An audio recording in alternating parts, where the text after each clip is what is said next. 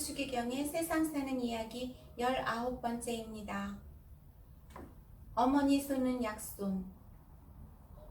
세상에서 으뜸 가는 어머니.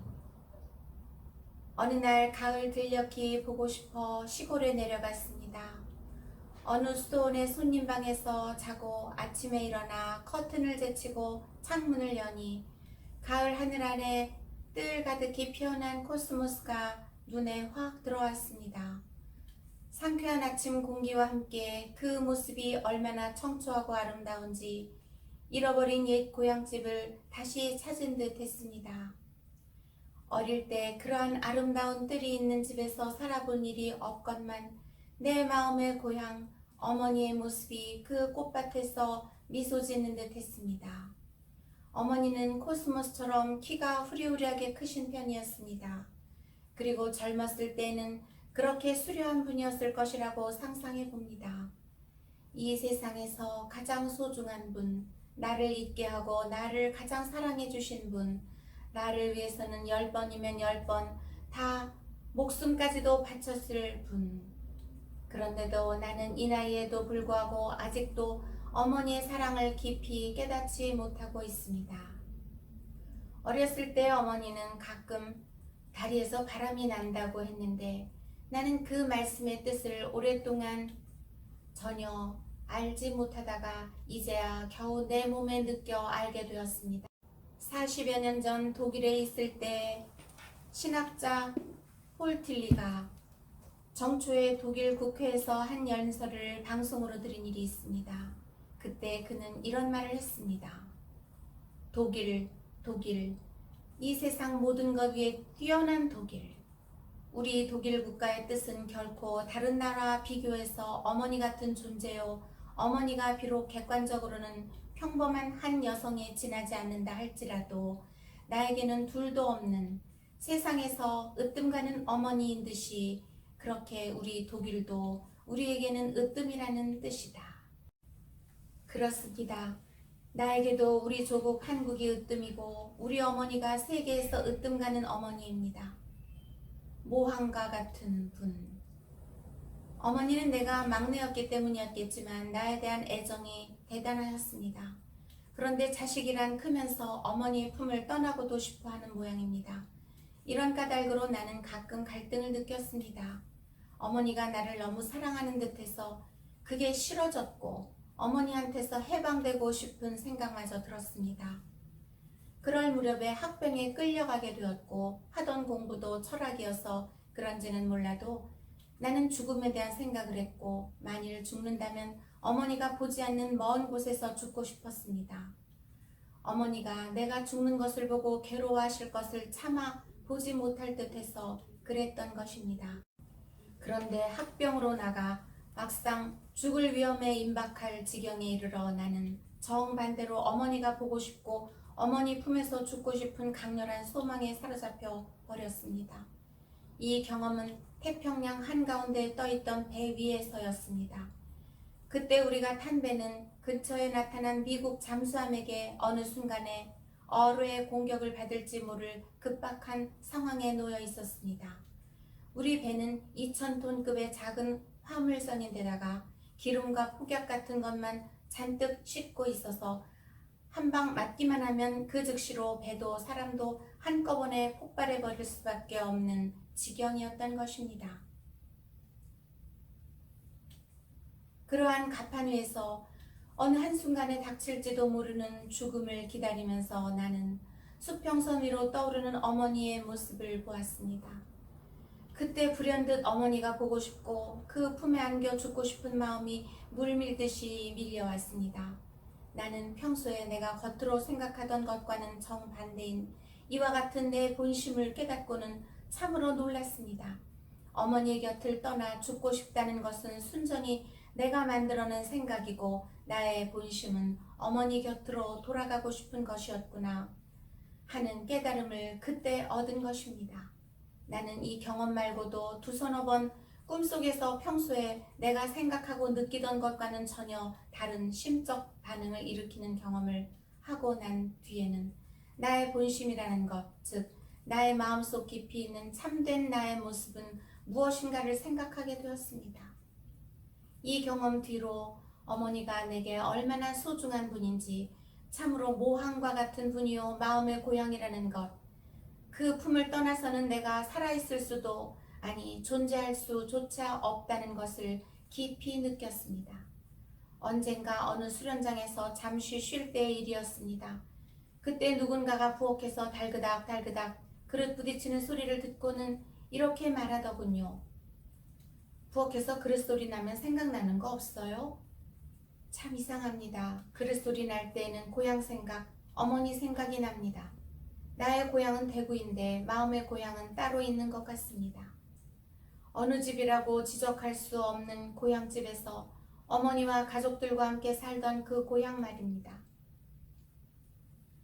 팔자는 드세고 성품은 곧고, 내 마음에 새겨진 어머니의 영상은 늙은 모습입니다.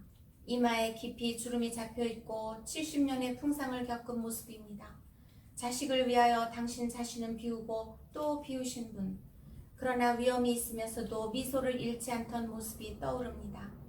어머니는 연세가 많아질수록 얼굴이 더 밝아지고 미소가 많아졌던 듯합니다.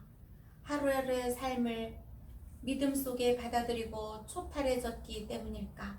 아니면 당신이 원하신 대로 아들 둘을 모두 신부로 만들고 그 뜻을 다 이루었기 때문일까? 또는 귀여운 손자들 때문이었을까? 어머니는 당신 이름 석자와 하늘 천 따지 정도의 기초 한문 정도와 한글밖에 아는 것이 없는 분이었습니다. 옹기장수를 하던 아버지와 혼인하신 뒤로 평생을 가난에 쫓겨 여기저기로 이사를 다니며 옹기나 포목을 이고 그것을 파는 것으로 생활을 해야 했고 고생도 무던히 해야 했던 분이었습니다. 말띠였는데 말띠는 팔자가 세다는 속설대로 팔자가 드셌다면 드셌다고 할 수 있는 한평생을 보낸 분이었습니다. 또 본디 성품이 고든 분이었고 거짓이나 불의와는 한사코 타협할 줄 모르는 분이어서 자식들 교육에도 그만큼 엄격한 분이었습니다. 특히 아버지가 돌아가신 뒤에는 아비 없는 자식이라는 말을 들어서는 절대로 안 된다고 하였고, 그 때문에 형님과 나 두 어린 형제를 더욱 엄격하게 키웠습니다. 따라서 어머니의 영을 거스른다는 것은 상상도 할 수가 없었습니다. 또 우리 형제는 어릴 때 거짓말은 물론이요, 욕 같은 상스러운 소리를 한마디도 입에 올릴 수 없었습니다. 우리 집은 참으로 가난하였습니다. 늘 초가삼간에서 살았고 대구에서는 한때 셋방살이도 했습니다. 그런데도 우리 집은 언제나 깨끗이 도배한 방이었습니다. 군위의 시골 동네에 살 때에도 그러했는데 그 무렵에 그 동네에서 도배한 방은 극히 드물었습니다. 우리보다 형편이 몇 갑절 나은 집도 벽에 도배할 줄 몰랐습니다. 그러나 어머니는 벽에 도배를 적어도 한 해에 2번씩 했고 봄, 가을 2차례 시골 신자를 방문하러 오는 신부님을 모셨기 때문이기도 하다는 것입니다. 우리가 입은 옷도 깨끗한 편이었습니다. 뿐만 아니라 밥 또한 늘 잡곡이 좀 섞인 쌀밥이었습니다. 이것도 그 즈음의 시골에서는 보기 드문 일이었습니다. 어머니는 자식의 교육에는 엄하셨지만 먹는 것이나 입는 것은 마치 부잣집 자식들처럼 하였습니다. 그러나 사치란 있을 수 없었고 심지어는 엿이나 과자 따위의 군것질도 할 수 없었습니다. 내가 어릴 때 우리 집에서는 떡을 한 일이 없었습니다. 어머니가 처음으로 떡을 한 것은 나의 큰 조카 어머니의 첫 손자의 돌잔치 때였습니다. 어머니는 이처럼 남들이 흔히 해먹는 떡조차 하지 않았으나 끼니마다 먹는 음식만은 그 즈음의 시골에서는 보기 드문 인류 음식이었습니다. 나는 지금도 이것을 신기하게 생각합니다. 그런 가난 속에서 어머니가 우리를 어떻게 그렇게 먹였을까 하고 말입니다. 나는 주위 사람들한테서 부잣집 아들같이 보인다는 말을 가끔 들은 일이 있었습니다. 다시 말하면 어릴 때부터 귀하게 자란 부잣집 아들처럼 전혀 궁해 보이지 않는다는 것이었습니다. 이것은 가난한 우리 집 환경으로는 상상하기 힘든 일이었습니다. 그러나 내가 궁해 보이지 않고 부잣집 아들처럼 보였다면 그것은 순전히 어머니가 자식을 그 가난 속에서도 귀하게 키웠기 때문이라고 생각합니다. 바로 그 무렵 나는 어머니의 손은 참으로 약손이라는 것을 알게 되었습니다. 배가 아플 때 어머니의 따뜻한 손이 내 배를 부드럽게 어루만지면 아픈 것이 씻은 듯이 낫고, 체했을 때 어머니가 바늘로 엄지손가락 마디를 따서 맺힌 피를 흘리면 체한 것이 곧바로 낫는 것이 흔한 일이었습니다. 그보다도 더 놀라운 것은 큰형님이 20대에 집을 나가 일본에 있다가 다리에 큰 화상을 입어 죽게 되었다는 소식을 듣자마자 어머니는 바로 일본으로 건너가서 형님을 데려와 집에서 조약으로 살린 일이 있었습니다. 어린 나이였지만 나에게는 어머니가 일본 말을 한마디도 모르면서 일본까지 혼자 가서 주소 하나만 들고 형님을 찾아내어 기어이 데려온 것이 참으로 놀라웠고, 약으로서 3년 뒤에는 완치시켜 약간 절기는 했지만 자유로이 다닐 수 있게까지 하였으니 어머니의 의술은 참으로 신기했습니다. 나는 그때 어머니는 어머니이기 때문에 자식의 병에 무슨 약이 좋은지 육감으로 아는 어떤 지혜를 지니고 있다고 느꼈습니다. 25에 장가 갈 거야. 어머니는 장에 가서 알록달록한 효전을 사와 그걸 밤마다 읽어주곤 했습니다. 그 효전에는 옛날에 부모가 죽은 후에 3년을 무덤에서 지키고 있었다든지 하는 이야기도 있었는데 나도 그렇게 해야겠다고 혼자 결심했습니다. 분이읍을 지나다니다 보면 일본 사람들의 점포는 좀 크고 깨끗한데 내가 국민학교를 졸업하면 바로 그런 점포에 가서 한 5년 동안 배운다면 그럭저럭 17, 18이 될 것이다. 그러면 자립해가지고 20대까지 일하다가 25이 되면 장가를 가서 어머니를 모시고 효도를 해야겠다. 이렇게 혼자 생각을 했었습니다. 그 꿈은 무너졌지만 다른 약속은 지켜드렸습니다. 그때 어머니에게 약속하기를 내가 30살이 되면 인삼을 사서 다려드리겠습니다 라고 그랬는데 어머니가 그걸 기억하셔서 내 나이 30살에 인삼을 사서 다려드렸습니다. 어머니가 돌아가실 때 나는 울지 않았습니다. 불효자식이었던 것 같습니다. 노안으로 조금씩 아프셨는데 남의 새방에서 돌아가시면 어쩌나 하고 늘 걱정했습니다. 형편없는 집이었지만 다행히 집을 마련하여 어머니를 모시고 어떤 의미로는 이젠 돌아가셔도 괜찮다 할 때 돌아가셔서 다행이었다고 생각합니다. 그리고 어머니는 사순절 둘째 영복날 토요일에 돌아가시기를 원하셨는데 바로 그날 가셨고, 평소 죽음 준비를 잘하셨지만 그날도 오후에 당신 방에 십자가를 가지고 집 가까이에 있던 성당에 가셔서 십자가의 길 기도를 하다가 마침 성당에 신부님이 계셔서 성사도 모시고 집에 오셔서 저녁도 다 드시고 돌아가셨습니다. 그래서 눈물이 나오지 않았는지도 모르겠습니다.